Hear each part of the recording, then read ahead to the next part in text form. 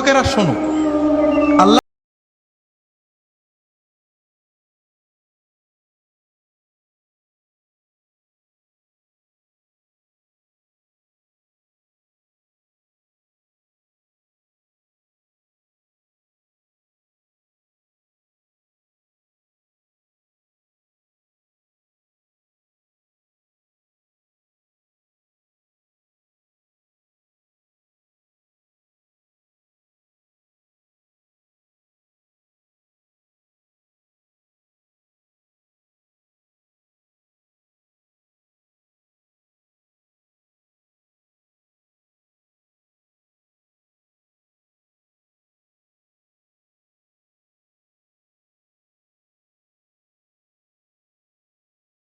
শরীর ঘেমে রক্ত টকবক করে বেরেনে যাবে।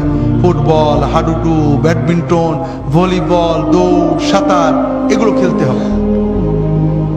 এরপরে 1-2 ঘন্টা আল্লাহর ইবাদত করতে হবে। আল্লাহর সালাত, সিয়াম, জিকির যতটুকু পারা যায়, তাতে তোমার আত্মা সুস্থ হবে, তোমার মন পরিশুদ্ধ হবে, তোমার আত্মা, মন, দেহ সবকিছু প্রোডাক্টিভ হয়ে যাবে। এরপরে তুমি 4-5 ঘন্টা তোমার 25-এর পরের জন্য কর্ম বা শিক্ষা নেবে।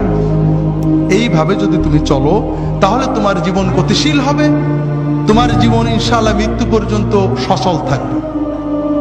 কিন্তু তুমি এখন খেলাধুলো বন্ধ হয়ে গেছে, সারাদিন মোবাইল, ইলেকট্রনিক মিডিয়া, আর খাওয়া তো কি খাচ্ছি আমরা দেখছি।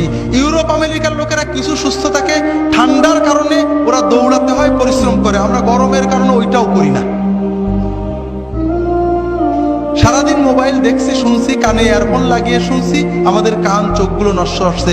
রাতে জেগে জেগে মোবাইল করছি, কথা বলছি, আমাদের ব্রেনটা ক্রেজি হয়ে যাচ্ছে।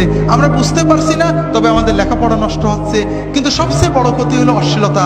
ছবিতে অশ্লীলতা, গানে অশ্লীলতা, সিনেমায় অশ্লীলতা। এই যে কিছুদিন আগে কিং খান গান গেয়ে গেলেন, অশ্লীলতা ছিল না? কিছু মানুষ কোটি কোটি টাকা কামাই করেছেন, করছেন এই সব অনুষ্ঠান, কিন্তু আমাদের যুবকদের কি হচ্ছে? অস্বীকার করার উপায় নেই। তাদের ভিতরে অস্থিরতা জন্ম নেয়। তাদের মনে হয় আমি আরো দেখি, টিভিতে বন্ধ হয়ে গেল, দেখি পাশের বাড়ির মেয়ের সাথে দেখা যায় কিনা। এইটা করা ওর অস্থিরতা। ওর পড়তে মন চায় না, ওর মোবাইল করতে মন চায়। ওর মনে হয় গল্প করি, এরপরে ও পাপের পথে চলে যায়। এরপরে হিরোইন ধরে, এরপরে ইয়াবা ধরে, এরপরে লেখাপড়া নষ্ট হয়ে যায়। ওর 25 হতে হতে ওর জীবনটা ক্ষতিগ্রস্ত হয়ে যায়। এর পরের জীবনমৃত হয়ে যায়। বাঁচতেও পারে না, মরতেও পারে না। ও হিরোইন গ্রহণ করে, মাদক গ্রহণ করে। এইভাবে সমাজটা আস্তে আস্তে ধ্বংস হয়ে যাচ্ছে, ঠিক না ভাই?